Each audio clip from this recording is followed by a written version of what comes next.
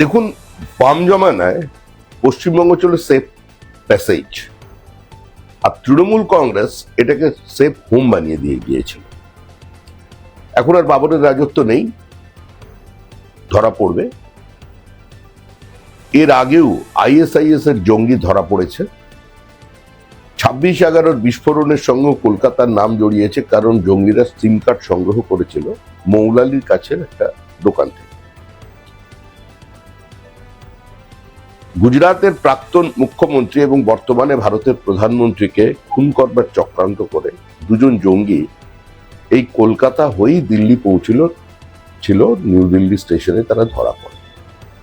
আমরা দীর্ঘদিন ধরে দলের পক্ষ থেকে বলে এসেছি যে পশ্চিমবঙ্গে র্যাডিকালাইজেশন বাড়ছে এবং বাংলাদেশ সীমান্ত, সেখানে রাজনৈতিক ঐক্যমত্য না হওয়ার কারণে এবং কিছুটা সচেতনতার কারণে ব্লক ভোট তৈরি করতে গিয়ে আমরা এই সমূহ বিপদকে ডেকে আনছি।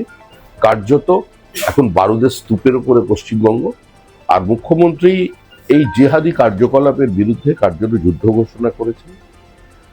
তিনি পার্টির সিদ্ধান্ত অনুযায়ী পার্টির কর্মসূচি মেনে এগুলোকে উপড়ে ফেলতে চাইছেন, সুতরাং টার্গেট তিনি হবেন, এটাই স্বাভাবিক।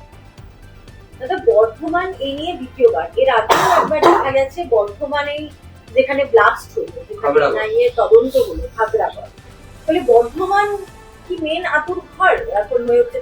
না, বর্ধমান শুধুমাত্র আতুরঘর নয়, এর আগেও কুচবিহারকে সেন্টার করে কোভিড এর সময় বিভিন্ন জায়গায় মডিউল ছড়িয়ে ফেলেছিল জঙ্গিরা। ভারত সরকারের পক্ষ থেকে সেটা পশ্চিমবঙ্গ রাজ্য সরকারকেও জানানো হয়েছিল, কিন্তু এই সরকারের পক্ষ থেকে তখন কোনো সে ধরনের দৃঢ় পদক্ষেপ নেওয়া হয়নি।